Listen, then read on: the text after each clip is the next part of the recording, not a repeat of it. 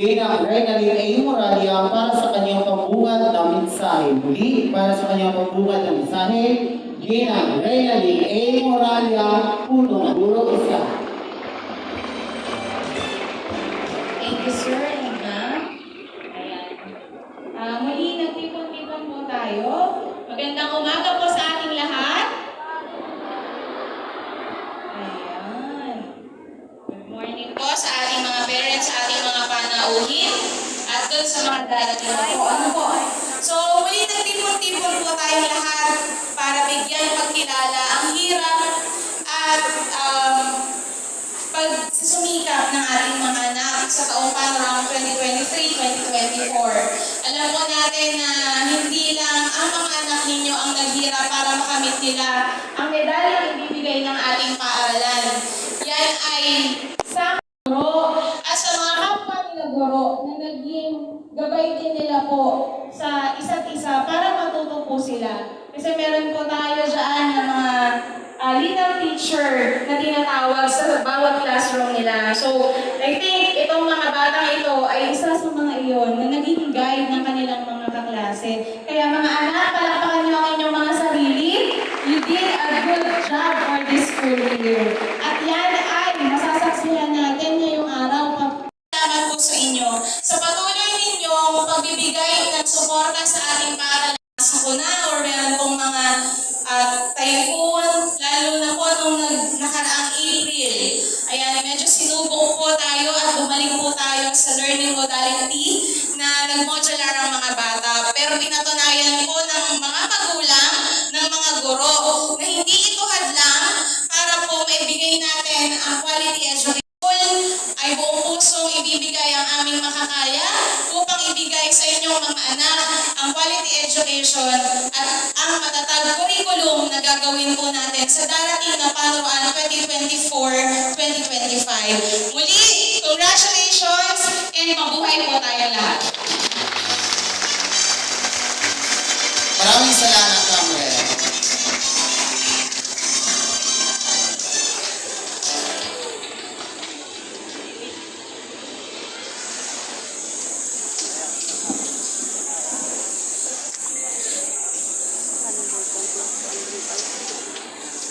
May kasama ka pala, pwede rin yun.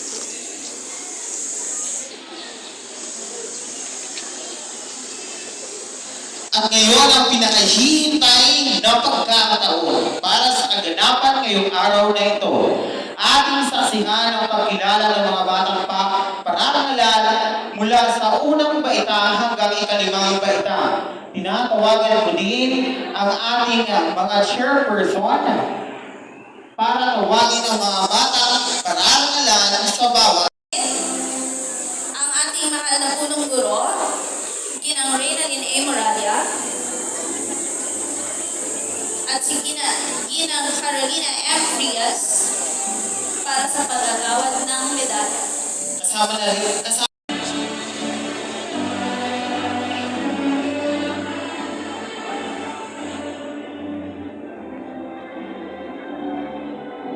tinatawagan ko ang chairperson ng grade 1 Binibining KCA Jimenez para tawagin ang mga bata parangalan mula sa unang baita.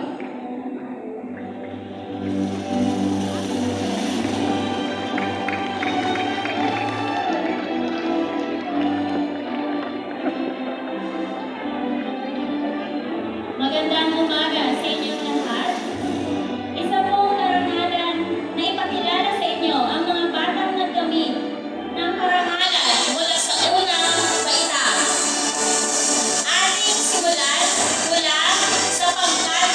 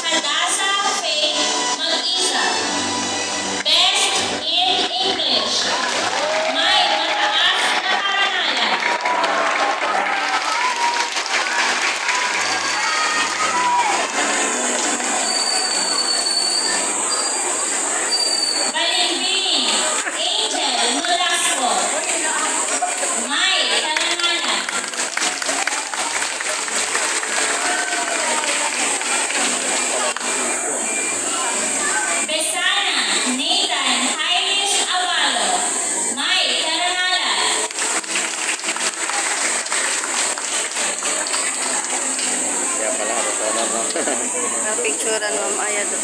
Cairo Jeron Apare. May